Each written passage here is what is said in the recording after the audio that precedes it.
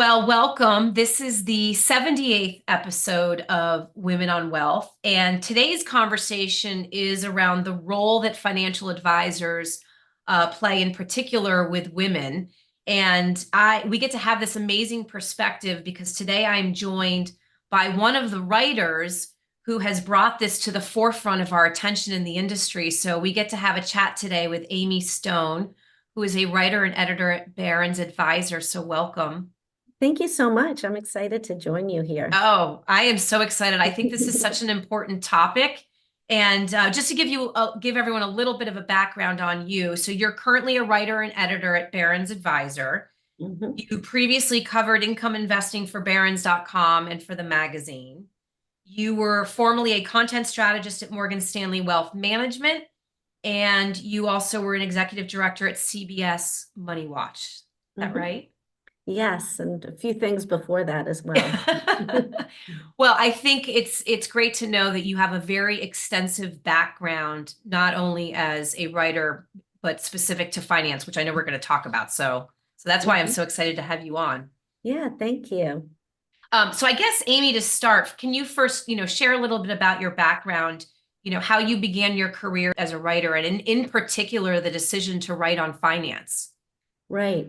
So basically, I always wanted to be a journalist since I was a child, basically. And I started out in Boston as a local reporter and quickly realized that going to graduate school would be a good idea. And I moved to New York and went to Columbia for journalism school, met my husband, and we decided to stay in New York. So the decision to go into financial journalism was partly because I was in New York City. Those were where the good jobs in journalism were, covering finance. And my first job was actually at Financial Planning Magazine out of graduate school, Oh, which is yeah. still out there covering advisors today. Um, so I was there. I went to Business Week and had a big chunk of my career at Business Week magazine after financial planning. And then I got into digital online pretty early. So that's another sort of facet of my career that I moved up to the web really, when things were just getting going and have kind of stayed there. Wow. Um, but always covering business news. So I ran business news at AOL, at MSN, at CBS Money Watch. And given the nature of journalism and digital content, there was just a lot going on where roles would change and needs would change. So I went to Barron's and was very happy to go back to a role of being a writer Mm, and yeah. did that and covered investing and income investing. Then the Morgan Stanley move was actually kind of about my kids reaching college age and realizing this is really expensive and maybe I can, earn a bit more money if I go work in finance instead of writing about finance. So I Yeah. did that and it was a great experience, but I got the opportunity after a few years to come back to Barron's and oversee the advisor content because I'd been writing and working in wealth management. So I became an attractive candidate. So for the last 3 years, I've been overseeing the editorial at Barron's Advisor and really dug into this topic of women and financial advice and financial advisors. And so I'm happy to be here to talk to you because we just have so much in common with that professional interest and personal Yes. interest. No, and thank you for sharing your story because I think it's so common for women when they talk about their professional career and how it began and their journey that was so aligned with their personal and family Mhm. interests. That's Right. we're fortunate as advisors that you are where you are. And so thank you for that. Thank you. Yeah. And so based on your experience within finance, why do you feel financial advisors are so crucial with individuals and planning for their financial future? Yeah, I mean, I just over the years covering investing and covering business news and, doing this through multiple financial crises that we've had, or really two big ones.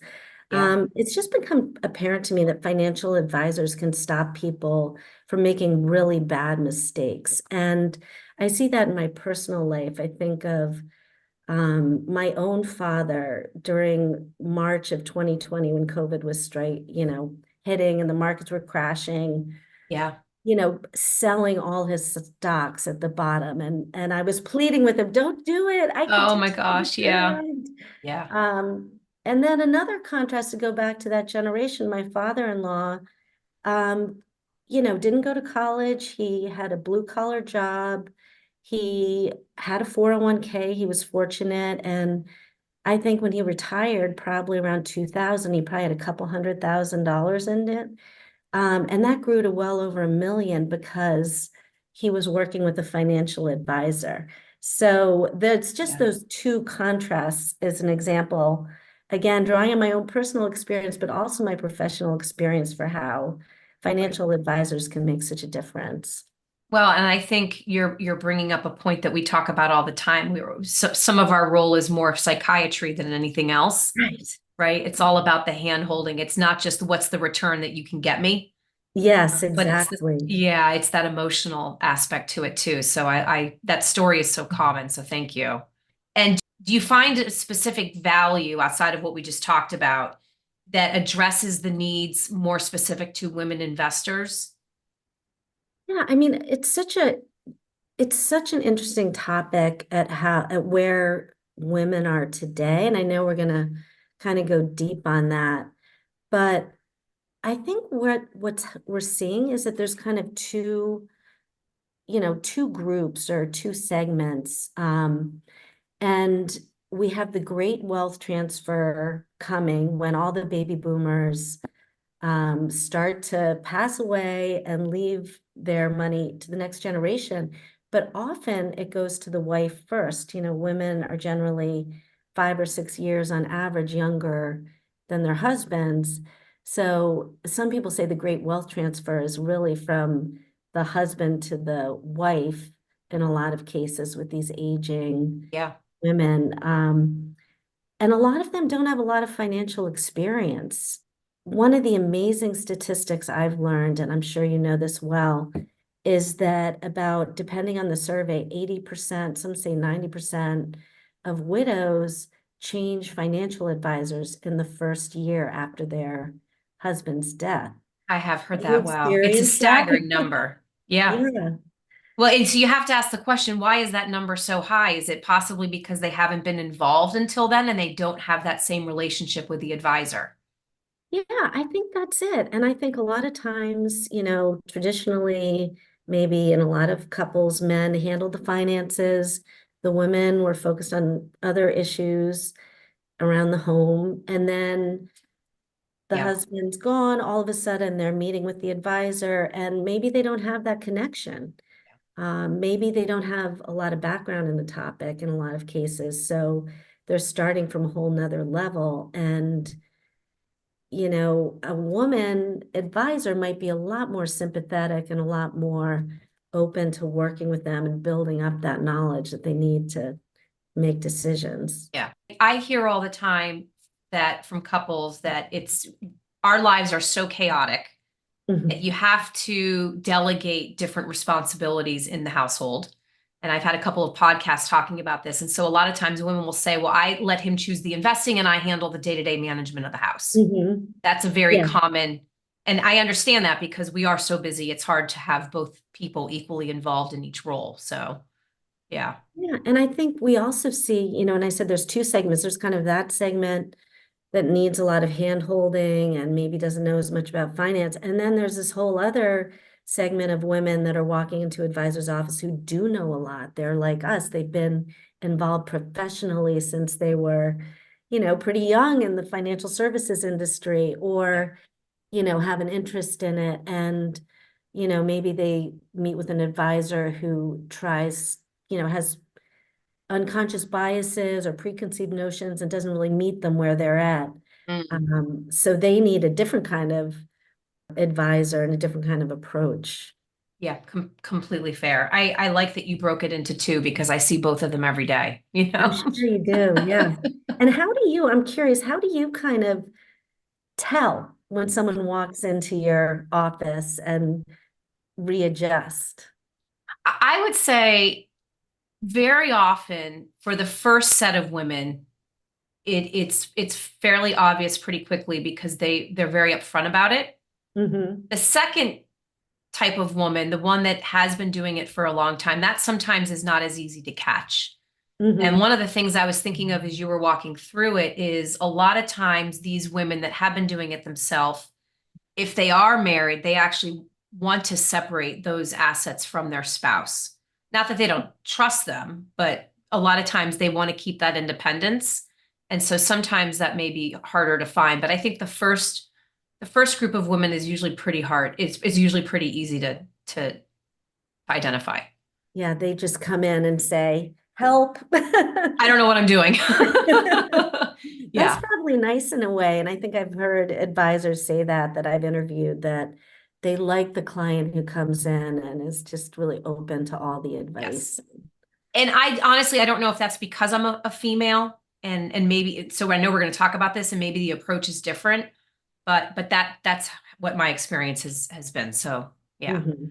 So Amy, you and I started talking about having this podcast together because back in February, earlier this year in 2024, you published an article and it was based on research from New York Life that found women clients were generally less satisfied with their advisors than when the research had been done previously, which was back in 2019. So it sounds like the relationship is getting worse than Right. better. So can you share some key insights and findings into this research? I can. And that study was such a shock to me, Me too. because I assumed things were getting better. Yep. And there's more women advisors entering the field, which we can also talk more in depth about. So I assumed that more people were having more women were having positive experiences with their advisors, and that wasn't the case. Yeah. So yeah, let me run through a couple of the notes that I took, because there were a lot of numbers here that were so interesting. Yeah, and kind of while you're looking at it, I'm thinking back to when I started in my career in finance back in 1997. I never would have thought we would still be having these types of conversations today. I know, I agree. And I think I have daughters who are just starting their careers, and I'm surprised that they confront some of the same issues that I did, Yeah, 30 years ago. yeah. Um, I mean, I should say it has improved, but I think yes. maybe it's just not at the level that we would like to see it have improved to. Um, Yeah. So I found my place in my notes. So some of Yeah. the findings. So the survey, and it wasn't a huge survey, so you can take it with a grain of salt, but it was still very interesting. Yeah. They said 44% of women said they feel they face inequalities in investing, which was up from 2019. And more women this year than 2019, than 5 years ago, agreed with these statements that financial advisors treat women differently. They feel patronized by financial advisors. They feel financial advisors are less likely to listen to ideas from a woman, and that they don't include them in the financial conversations. So those all don't sound so great. No. Yeah. Now, the positive side was that they did say in the survey that they felt a female advisor would be more attuned to their needs. So I that like was to an hear that. increase. Yes. So 49% said that, up from 30% in 2019. And Still not where it should be, but at least yeah, there's improvement. Yeah. yeah, at least more saw that as a solution. And also that 54%, so the majority, thought it was important to have at least one woman on an advisory team. And that's a trend we've been covering at Barron's for a while, that more and more advisors work as teams. Mhm. So you might work with a male advisor, it might be somebody terrific that you're comfortable with, but they want to at least see that there's another woman on the team, so Yeah. it doesn't look like this wall of men. And you're on a team, correct? Is that how your practice works? Yeah, being an independent practice, we have seven financial advisors. We might have eight now, sorry. We we have a team, Mhm. yes, and we all have different respective teams. And that's an important piece, whether it's a team meeting with a client at once or whether it's a team in the background that's helping with a lead advisor. We have a combination of them. I'm thinking back though in my career before I became an advisor and joined Principal Wealth Partners, financial advisors were my clients for over 20 years.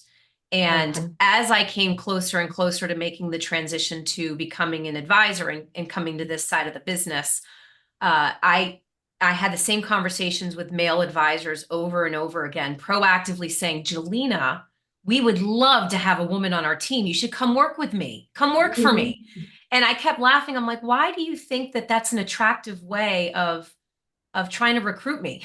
Right. But it was very evident that there are so many, a lot of practices today are structured as teams, as you know. Yeah. And I think a lot of them are struggling to make them diverse and diverse in many different ways. And looking for a female is one of them.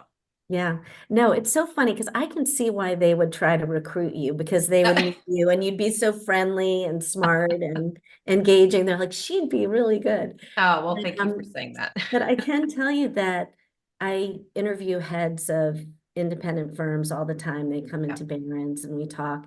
And I've had several say, do you know anybody who wants to be, do you know any women? Do you have any like young women who want to go Yes. into the field? They're looking for people. Absolutely. Yeah. In fact, one of our team members just came back from one of the Barron's conferences, and Mm, she mentioned that that was a key topic amongst the advisors during the discussions. So mhm. it's an industry issue still.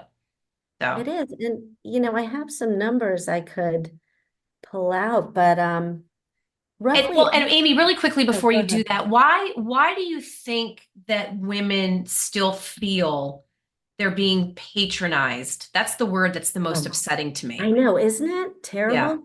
I think there's just a lot of, I mentioned unconscious bias. I think Yeah. people still, and this gets into also when we talk about it more, why more women aren't getting in the field. I think they think of financial advice as investing advice, markets, male dominated, Mhm. numbers. Mhm. But apparently, so there's a Merrill Lynch study I wanted to mention also that I found fascinating because this was both women and male advisors did the same thing. They did eye tracking when they met with, watching them meet with clients that were couples. And they found that they spent much more of their Attention. attention, they're looking at the man versus the woman. So Hmm. something like that, the woman might have sat there and listened politely and taken Observing everything, this. but then walked out thinking, that advisor's not Yeah. for me. I'm not happy with that. They weren't listening to Hmm. me. So it was very interesting that it was both, they said both men and women. That is very interesting because my other thought on it too was just that if you look at the average age of a male advisor today in our Oh, industry, right. I haven't looked at this in maybe a couple of years, but I think the last number I saw was in the mid 60s. Does that sound Yeah. right? Well, I think it's lower. Okay. Yeah, maybe But maybe the it's pandemic. still very high. At Barron's, we have rankings of advisors. So we just came out with our ranking of top 1,200 advisors by Yes. state. And I believe you guys are on there, but We were very fortunate that our founder, Bob Paolucci, was on it. Yes. okay, Yeah. great. So the average age was 56, Okay. Okay. which is I not too bad. exaggerated. But this was our list, and that's, top advisors. It's not Yes. every advisor. And what we found with men, it's going up though, which is not really the direction. You want more young people coming into the field. But when we look just at women, the age was coming down, which is a positive. Oh, wow. Yeah. Okay. The average age, which is also around 56, for Interesting. our ranking. But it was nice that it was getting younger for the Yeah. women. I think you're We right, do need we though. do need younger individuals coming into the business. Yeah, Yeah. for And sure. it's still, I mean, my number, I looked at a few numbers, but it's around 80% male. So and patronizing, most of those people who are responding to that survey probably were meeting with a male advisor and weren't thrilled with, their That experience. relationship, yeah. Okay. Yeah. The data also suggests that women are increasingly valuing the presence, right, of working with a female. And I know we're talking, this is kind of going into what we've just been talking about, but the industry still has so few women. Hmm. Why do you think that is? Because I feel like a female advisor could have a similar flexibility to a female real estate agent, right? My mom was Right. in real estate for decades. Hmm. I don't know why that is. I think it is that maybe investing, finance, math. I've said to colleagues of mine that I worked with at Morgan Stanley, and we were in the home office. We were, you know, working with advisors, but certainly not acting as advisors. And a few of them, I thought, wow, you would be a great advisor. They really know the business, Yeah. just like you were, came out of that world. And they say, oh, no, I don't know markets, or I can't talk about markets. And I think, yes, you could. You could talk about markets, you Yeah. know. So I think there might be a confidence issue that comes into play. And then the really valid, real issue and is that there's a sales component. And most advisors still, male and female, they don't, there's a high attrition rate. They Mhm. try it a couple of years. And here I'm thinking of the training programs at the big firms. Yes. Some say 80, 90%, 2 years out are not financial advisors. They couldn't bring in business. So that's a real concern for any woman, young woman who's thinking of going into it. Am I really going to be able to succeed in this field? It's Yeah. I think the structure of how the business has been created is part of the challenge. I do think, though, the independent firms are Mhm. starting to, move away where, to your point, if we have a team, for example, on my team, I'm probably more of a market specialist, but I Mhm. have another female colleague who has an insurance background, and she really Mhm. has a specialty in that space. And we're very upfront with clients to say that is not our forte, but that's why we have a team here. So you don't have to be that specialist in just the markets. Maybe you love the financial planning aspect. And our world in the independent space is starting to pay advisors maybe more on a salary versus, Right. worrying about bringing in that next dollar. So I'm hoping Mhm. that the structure shift will allow women to look differently at this going forward. Yeah, I think you're right. And I actually didn't know that about more sort of salaried positions that take away that kind of commission, or, having to bring in assets under management that I think is hard for a lot of I advisors. may be biased sitting on the independent side now, but I think that's the flexibility of what our side can maybe create Mm-hmm. versus maybe some of the more wirehouse training structures that you have to kind of enter through. So, Mm-hmm. yeah, That makes sense. yeah. It'll be interesting to see what it looks like over the next 10 years. I agree. And I, do what I can to encourage young women all the time to go into it. And we have, which you've seen, a newsletter for women advisors. And Yes. I try to just pack it with information about what different women advisors are doing, what roles they're taking, where they're moving. It's very dynamic. There's a lot of opportunity. So I I hope, I I hope know I women love it because I listening will think consider it. women love hearing what other successful women are doing. So, Yeah. And the other thing I wanted to make sure to get this in is the appeal of helping people. I mentioned these examples from, my father-in-law and my father, but I wanted to share an example of a friend of mine whose husband unfortunately had a severe stroke.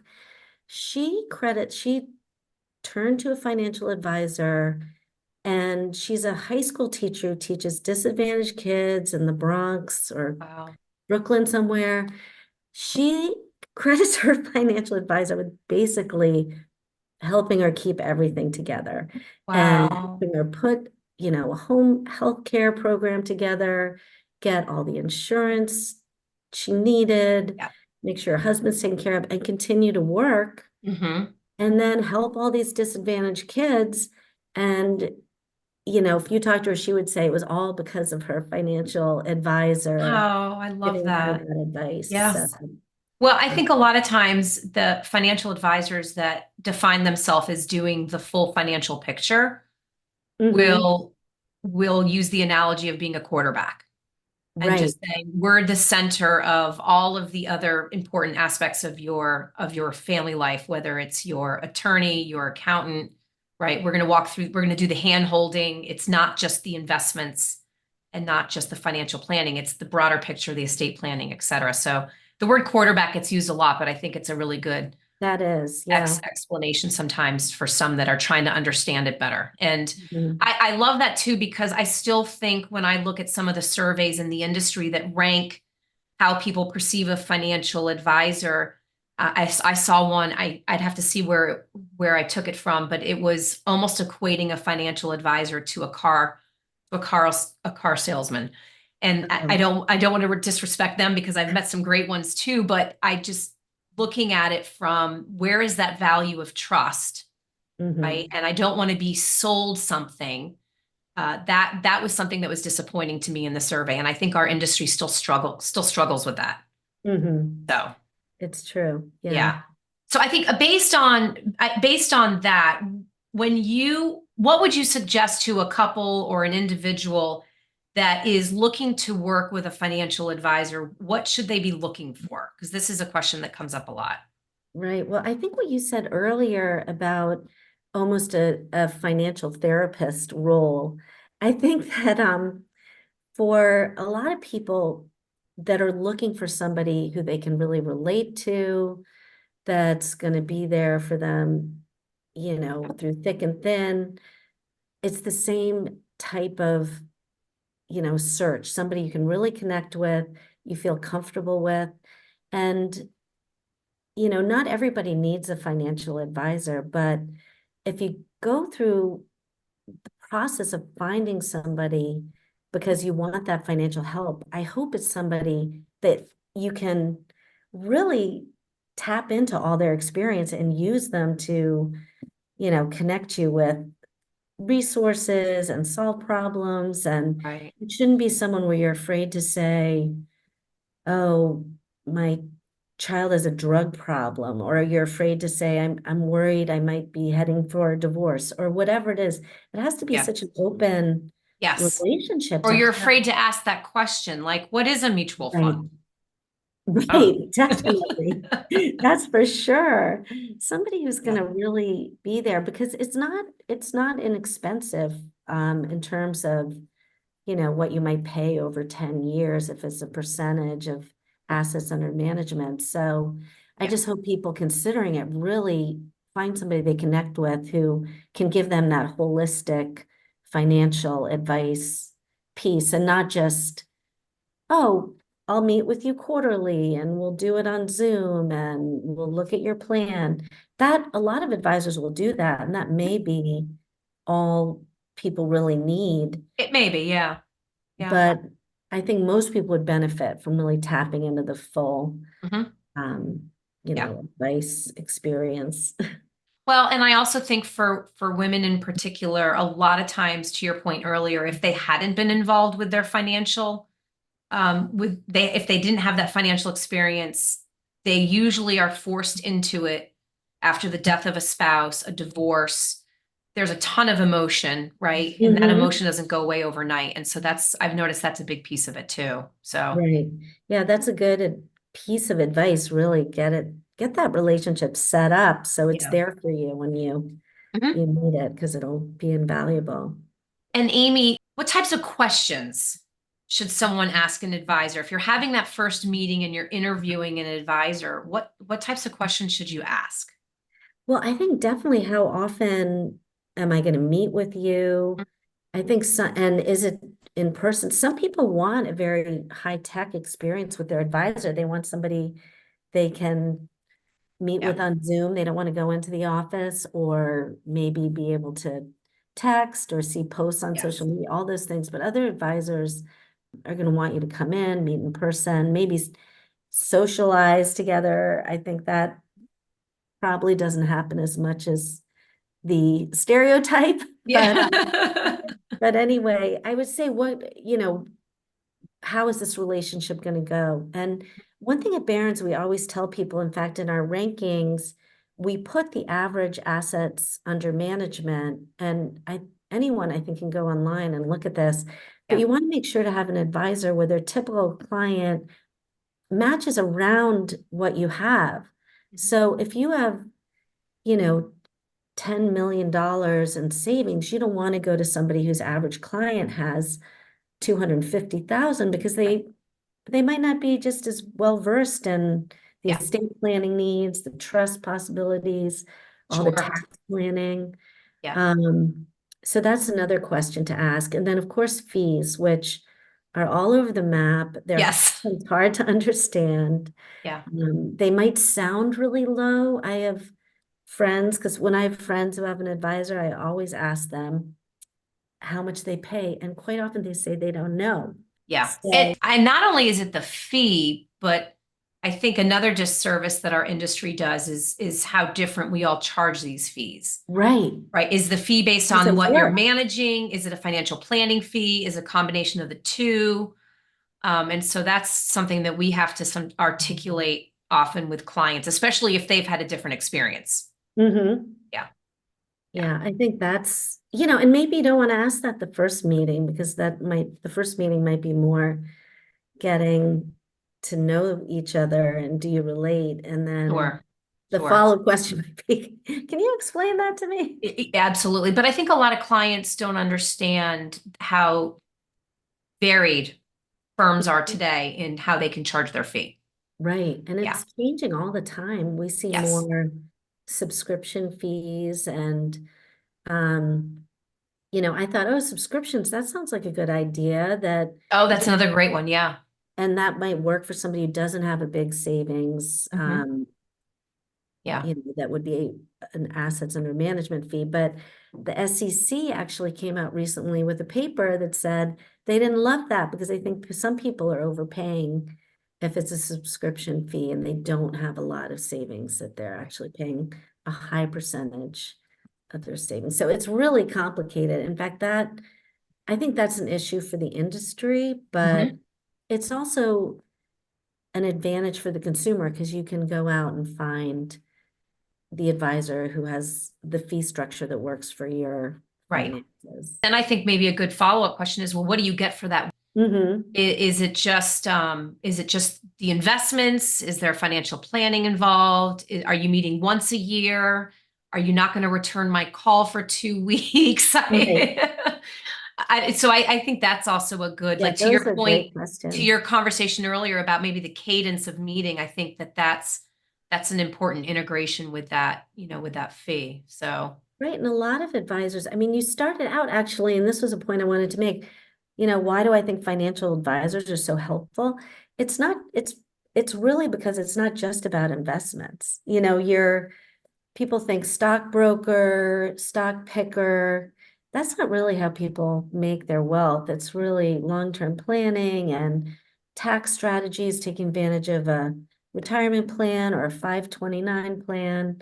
All these things, I think, to advisors, it's just obvious. Of course, you're going to set this up, but to yeah, most people, they might not know or get around to doing it too. yeah, So inertia absolutely. is Yeah, I think it's these small conversations. Like, for example, the episode maybe right before this one, two before this one, was about estate planning needs for kids going off to college.